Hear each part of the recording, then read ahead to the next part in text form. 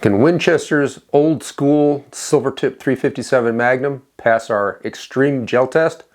Today we're going to find out, so buckle up. Hello everyone, welcome back to LocaCarnivore. Glad you could join us. Today we're going to show you the gel test that we did on Winchester's old school Silver Tip 357 Magnum load, their 147 grain load. This thing, it goes back well before the turn of the century. And some people say that the old ways are better than the new ways. Well, we're going to find out today whether or not this thing can pass our extreme frost giant gel test. And we're going to have the results for you at the end of the video, so make sure you stay with us all the way through. For those of you who are new to our channel, quick reminder about what our frost giant extreme gel test does. Our famous frost giant gel test, or infamous depending on your point of view. Some people's pet loads have not done well in this thing, and it genuinely stresses self-defense handgun loads to the max. I mean, if you can get through this test, you got a pretty good load. What the test does is it simulates a cross-torso shot against a large-statured individual, say who's very tall and, large-bodied, heavy-muscled, and they're wearing actual winter clothing. What we did was we came up with a way to simulate. We put actual winter clothing material together, and we have, and we'll show you a picture here real quick. What you see is you've got the cloth package that would simulate the outside sleeve, and then we have a gel block turned sideways. That's the arm, if you will, the arm tissue. And then we have two cloth packs between the arm block and then the torso block, which is turned the normal way longitudinally, and those simulate the inside sleeve and then the garments that it would be on the torso, because you've got to go through on a cross torso shot 3 different layers or 3 different packages of clothing, if you will, and that's what this thing simulates. We're using clear ballistics gelatin blocks. They are becoming very quickly an industry standard. There's a lot of agencies that use those around the country and elsewhere, and they're quite reliable. The nice thing is they're repeatable. Any test material is never going to be an exact duplicate of a live person, because you just can't, other than shooting live people, you can't get to that point where you can simulate it. But it gives us a scientific baseline, a repeatable measure to compare one load to another. It doesn't necessarily mean it's definitive that a particular load is good or bad per se. It gives us a way to compare one load to another load to another load. Hey, make sure you give us a big thumbs up and like this video. That really helps the channel a lot. Don't forget to subscribe. We want you on the LocaCarnivore team, and ring that bell, the notification bell, so you'll find out every time we come out with a new video. So the test conditions for our test that we did on that particular day, the ambient temperature, the outside air temperature, if you will, was 68 degrees Fahrenheit, and the block temperature was 69 degrees Fahrenheit. And Clear Ballistics says to have your gel blocks between 60 and 70 degrees for optimal performance, so there you go. Test gun for today was a 4-inch model 65 Smith & Wesson revolver 357 Magnum. All right, so before we send you down to the range so you can see how this all turned out, don't forget, we really appreciate your support. We have a Patreon, so give us a little love over there. And don't forget our website, LocaCarnivore.com. While you're there, you can go to the store tab, get some great Loca merchandise. We'd appreciate your support in that area too. So let's go down to the range at the sprawling LocaCarnivore headquarters complex and see how the Winchester Silver Tip 147 grains 357 Magnum load did against our frost giant. This will be the 147 grain Winchester Silver Tip 357 Magnum load, fired out of a 4-inch Smith & Wesson Model 65.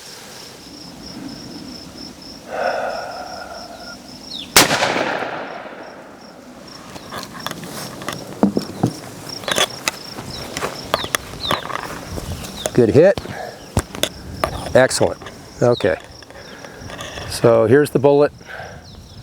Might be able to see it better from that angle. There's the 357 Silver Tip. A lot of material. Look at all that material it pulled in. We'll show you that in a bit. And again, typical figure 8 or double lobe shaped expansion track, temporary cavity in the initial expansion with a secondary expansion cavity in the torso. Okay, we're going to look at temporary cavities from the top, and right here is the 147 grain 357 silver tip. And it gets you, again, you get that double lobed effect. And then look at this huge cone of material that it dragged in.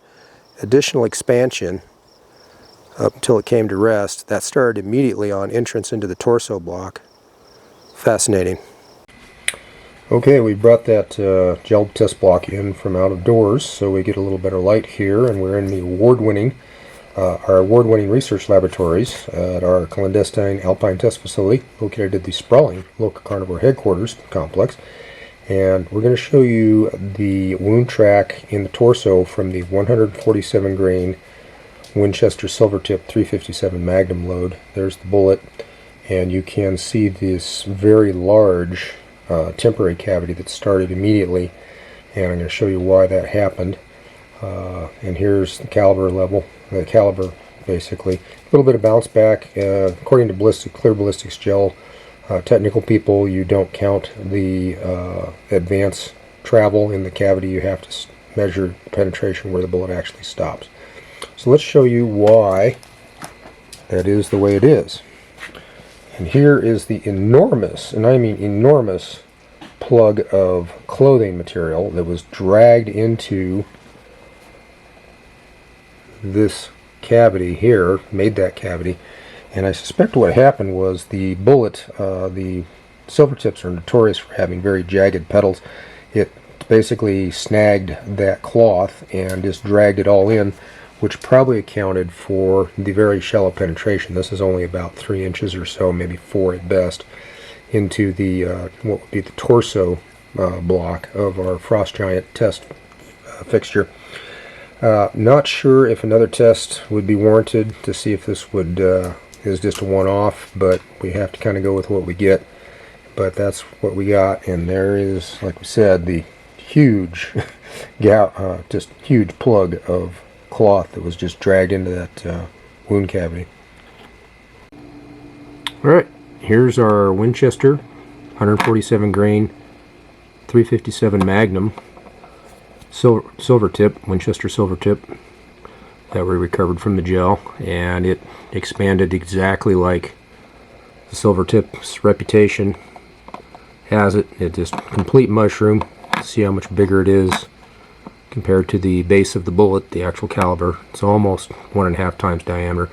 Here, I think, is the reason we got that big plug in there. I think you can see that jagged petal there, and it has material on it, and that, I think, that hung up a lot of that and just acted like basically a awl grabbing a hold of, or some sort of a hook grabbed a hold of that all that cloth material and just pulled it right in.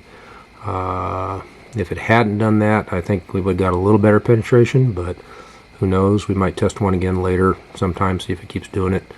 But that's an interesting result, but the bullet performed exactly as designed, and the silver tip's not reputed to be the best penetrator, and this would tend to bear that out. But if you need expansion, boy, you got it.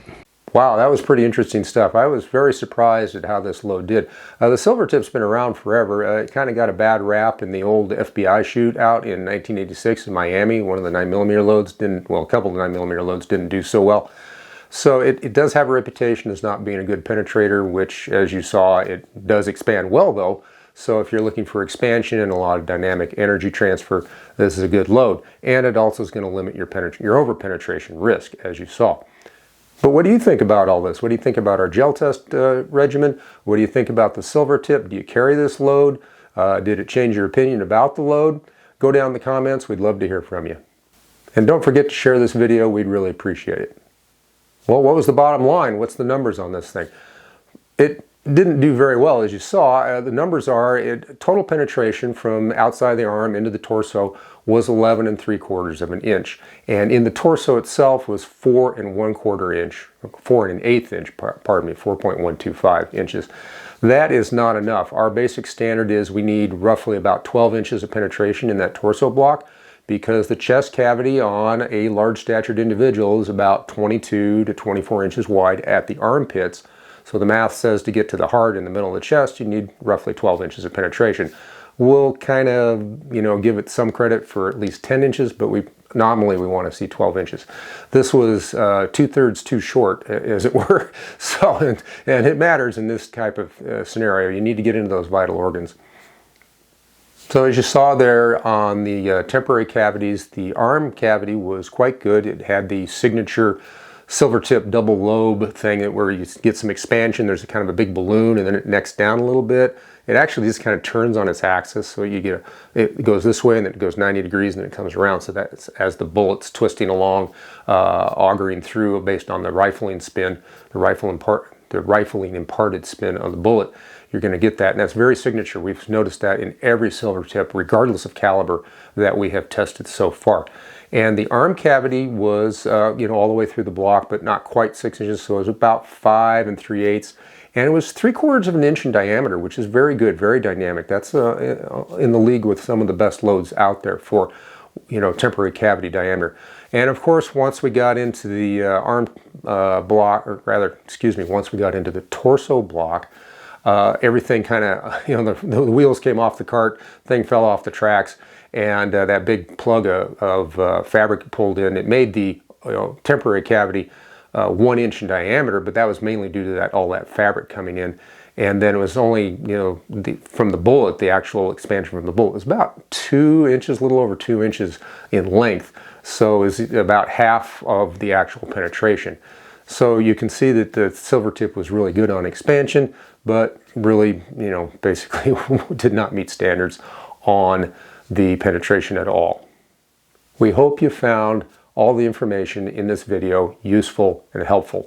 And we thank you so much for spending your valuable time here with us at the LocaCarnivore. And remember, you can learn at least one thing from just about everybody you meet. So pay attention, and thanks for watching.